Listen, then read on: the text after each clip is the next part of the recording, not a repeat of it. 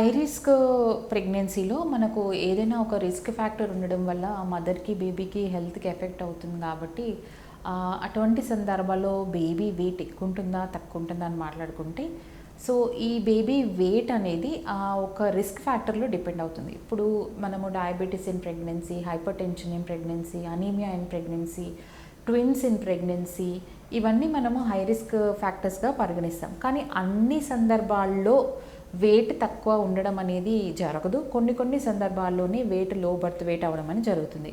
కొన్ని సందర్భాల్లో hyper tension in pregnancy అది ఏంటంటే కామన్‌గా ఈ హైపర్ టెన్షన్ ఇన్ ప్రెగ్నెన్సీ ఉన్న వాళ్ళు బేబీ వెయిట్ అనేది ఉండేదానికన్నా కొంచెం తక్కువ మోతాదులో ఉండే అవకాశాలు ఎక్కువ ఉంటాయి.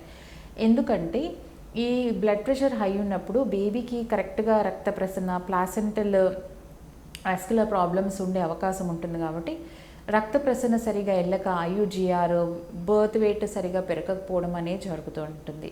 సో డయాబెటీస్ ఇన్ ప్రెగ్నెన్సీలో కాంట్రడిక్టరీ.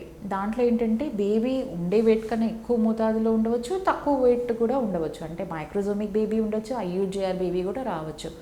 సో అన్ని హై రిస్క్ ప్రెగ్నెన్సీలో లో బర్త్ వెయిట్ ఉండాలనేది గ్యారంటీ ఏమీ లేదు. కొన్ని సందర్భాల్లో మాత్రమే మనకు బేబీలో బర్త్ వెయిట్ అనేది తక్కువ ఉండడం అనేది మనం చూస్తూ ఉంటాం.